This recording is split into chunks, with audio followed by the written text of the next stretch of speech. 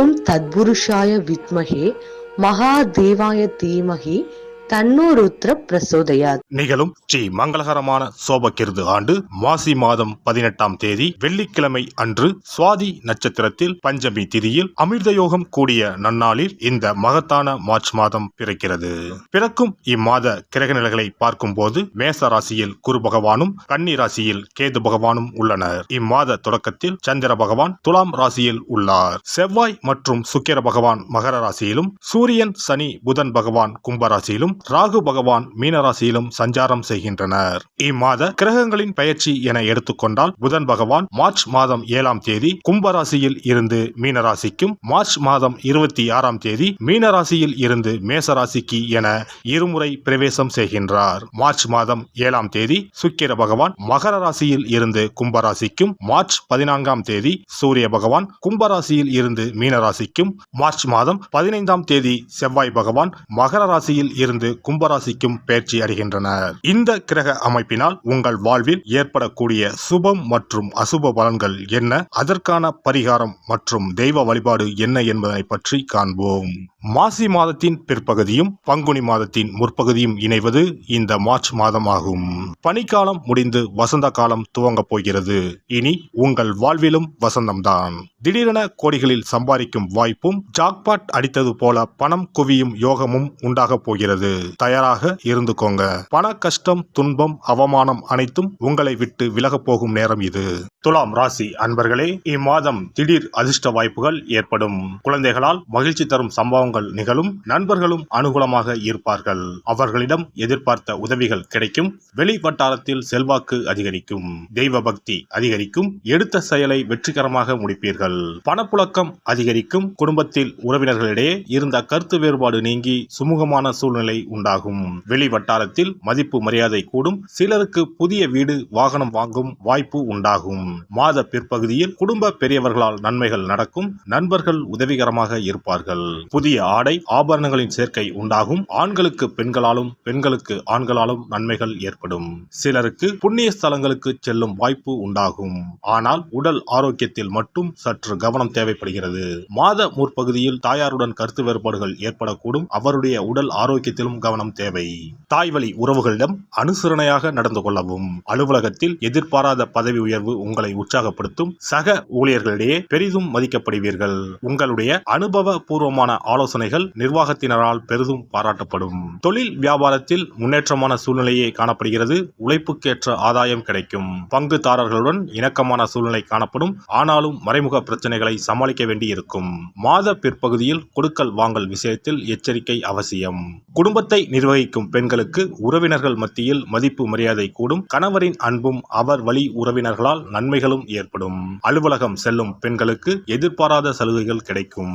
மாணவர்கள் பெற்றோர் ஆசிரியர் கூறியபடி செயல்படுவது கல்வியில் வெற்றி பெற உதவும். மனோதைரியம் கூடும். கலைத்துறையினருக்கு எதிர்பார்த்தபடி வரவுகள் இருக்கும். வெளிநாடு செல்வதற்கு வாய்ப்புகள் வந்து சேரும். மருத்துவ செலவுகள் குறையும். அரசியல் துறையினருக்கு கடந்த காலத்தில் உங்களை விட்டு சென்றவர்கள் விரும்பி வந்து சேர்வார்கள். உறவு பலப்படும். தொலைபேசி தொடர்பு மூலமாக சிலர் புதிய தொழில் ஒப்பந்தங்களை ஏற்படுத்தி லாபம் தேடும் முயற்சியில் ஈடுபடலாம். சித்திரை 3, 4ஆம் பாதங்கள். இந்த மாதம் உங்களின் குடும்பத்தில் மகிழ்ச்சியும் சுபிட்சமும் அதிகரிக்கும். கணவன் மனைவியிலேயே சிறு சிறு பிரச்சனைகள் ஏற்படும். உற்றார் உறவினர்களின் அன்பும் ஆதரவும் மகிழ்ச்சி அளிக்கும். சுவாதி நட்சத்திரம். இந்த மாதம் தடைப்பட்ட சுபகாரியங்கள் தடபுடலாக கைகூடி மகிழ்ச்சியை ஏற்படுத்தும். சிலருக்கு தொலை தூரங்களில் இருந்தும் நல்ல செய்திகள் வரும். பொருளாதார நிலை சிறப்பாக இருப்பதால் கடன்கள் அனைத்தும் குறைந்து சேமிப்பு பெருகும். விசாகம் 1, 2, 3ஆம் பாதம். இந்த மாதம் குடும்பத்தில் மரியாதை கூடும். உங்களது வார்த்தைகளுக்கு மதிப்பு இருக்கும். கணவன் மனைவிக்கு இடையில் மனம் விட்டு பேசி எடுக்கும் முடிவுகள் நன்மை தரும். பிள்ளைகள் நலனில் அக்கறை காட்டுவீர்கள். வைஷ்ணவி தேவியை வழிபட்டு வர நோய் நீங்கி உடல் ஆரோக்கியம் உண்டாகும். பணவரத்து கூடும். சிவபெருமானை வணங்குவதற்கும் அவரின் அருளை பெறுவதற்குமே அவருடைய ஆசி இருந்தால்தான் முடியும். அதனால்தான் அவன் அருளாலே அவன் தாள் பணிந்து என்ற அற்புதமான வாசகத்தின் மூலம் நாம் அறிய முடிகிறது. சிவ அருளை பெற வேண்டும் எனில் அது அத்தனை சுலபமான காரியம் கிடையாது. சிந்தையிலும் செயலிலும் சிவனையே நினைத்து ஒவ்வொரு காரியத்தையும் செய்ய வேண்டும். இனி இந்த மார்ச் மாதத்தில் மகா சிவராத்திரி எப்போது, இந்த நாளுக்கு அப்படி என்ன சிறப்பு என்பதனை பற்றி காண்போம். சிவபெருமானுக்கு எத்தனையோ திருநாமங்கள் உள்ளன. அவற்றில் மிக உயர்வானதாக சொல்லப்படுவது மகாதேவன் என்ற திருநாமம். மகாதேவன் என்றால் கடவுள்கள் அனைவருக்கும் மேலான கடவுள், கடவுள்களுக்கு எல்லாம் தலைவன் என்ற பொருள். சிவாய நம என சிந்திப்பவர்க்கு அபாயம் ஏற்படாது என்பார்கள்.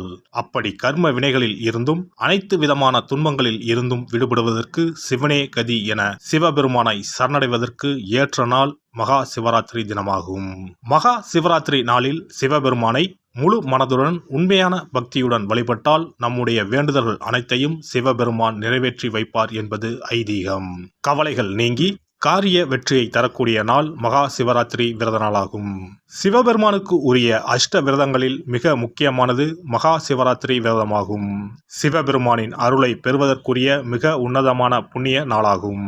ஒவ்வொரு மாதமும் தேய்பிறை சதுர்த்தசி திதியில் வருவதை மாத சிவராத்திரி என்றும், மாசி மாதம் தேய்பிறை சதுர்த்தசியில் வருவதை மகா சிவராத்திரி என்றும் கொண்டாடுகிறோம். நாடு முழுவதும் சிவ பக்தர்களால் கோலாகலமாக கொண்டாடப்படும் விழாக்களில் மகா சிவராத்திரி விழாவும் ஒன்று. இந்துக்களின் மிக முக்கியமான விரத நாட்களில் இதுவும் ஒன்று. முப்பெரும் தேவர்களில் ஒருவரான சிவபெருமானுக்குரிய ராத்திரியாக சிவராத்திரி கொண்டாடப்படுகிறது. இந்த ஆண்டு மகா சிவராத்திரி விழா மார்ச் 8ஆம் தேதி கொண்டாடப்பட உள்ளது. அன்று இரவு 8:20 மணிக்கு துவங்கி மார்ச் 9ஆம் தேதி மாலை 6 மணி வரை சதுர்த்தசி திதி உள்ளது. இதனால் மார்ச் 8ஆம் தேதி இரவு 8:30 மணிக்கு பிறகே சிவராத்திரி பூஜை துவங்க வேண்டும். சூரிய பகவான் கும்பராசியில் பயணம் செய்யும் மாசி மாதத்தில் தேய்பிறை சதுர்த்தி நாளில் முதல் நாள் மாலை துவங்கி அடுத்த நாள் காலை வரை சிவனுக்கு தொடர்ந்து 4 கால பூஜைகள் செய்யப்படும். சிவராத்திரி அன்று இரவு முழுவதும் கண் விழித்து சிவ வழிபாடு செய்து அபிஷேகம், ருத்ராபிஷேகம் செய்து சிவ மந்திரங்களை உச்சரித்து சிவனின் அருளை வேண்டி பிரார்த்தனை செய்ய வேண்டும். ஆன்மீகத்தில் உயர்ந்த நிலையை அடைவதற்கும் துன்பங்கள் மற்றும் பாவங்களில் இருந்து விடுபட்டு மோட்சத்தை அடைவதற்கும் ஏற்ற நாள் இதுவாகும். மகா சிவராத்திரி அன்று அதிகாலையில் எழுந்து புனித நீராடி வீட்டை சுத்தம் செய்து பூஜை அறையில் விளக்கேற்றி வைக்க வேண்டும். பிறகு மாலையில் சிவன் கோவிலுக்கு சென்று அங்கு நடக்கும் அபிஷேகம் பூஜைகளில் கலந்து கொள்ள வேண்டும். அன்று சிவலிங்கத்திற்கு பஞ்சாமிர்த அபிஷேகம் செய்வதும் வில்வ அர்ச்சனை செய்வதும் மிக சிறப்பானதாகும். மகா சிவராத்திரி நாளில் எத்தனை முறை முடியுமோ அத்தனை முறை பஞ்சாட்சர மந்திரமான ஓம் நம சிவாய மந்திரத்தை உச்சரிக்க வேண்டும். இது தவிர சிவபுராணம் பாராயணம் செய்வது மிகவும் சிறப்பானதாகும். இந்த நாளில் ருத்ராபிஷேகம் செய்வதும் கோவில்களில் நடக்கும் ருத்ராபிஷேகத்தில் கலந்து கொள்வதும் மிகவும் சிறப்பானதாகும். இந்த முறையில் மகா சிவராத்திரி விரதம் இருந்தால் முந்தைய 3 பிறவிகளில் செய்த பாவங்கள் நீங்கும். மனக்கவலைகள், நோய்கள், வறுமை நிலை ஆகியன நீங்கும். அதோடு வாழ்வில் அனைத்து விதமான இன்பங்களும் உயர்வும் கிடைக்கும். நாம் செய்யும் வழிபாடு, பூஜை ஆகியவற்றிற்கு 2 மடங்கு பலனை தரக்கூடியது மகா சிவராத்திரி விரதமாகும்.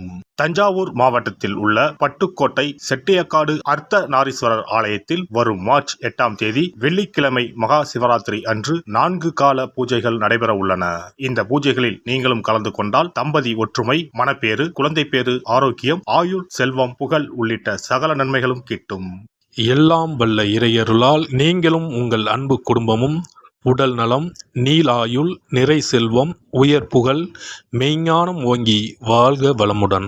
இந்த வீடியோ பதிவு உங்களுக்கு பிடித்திருந்தால் லைக் பண்ணுங்க, கமெண்ட் பண்ணுங்க, ஷேர் பண்ணுங்க, மறக்காம சப்ஸ்கிரைப் பண்ணுங்க, பக்கத்துல இருக்கிற பெல் பட்டனை கிளிக் பண்ணுங்க. நன்றி, வணக்கம். ஓம் நமச்சிவாய. சிவாய நம.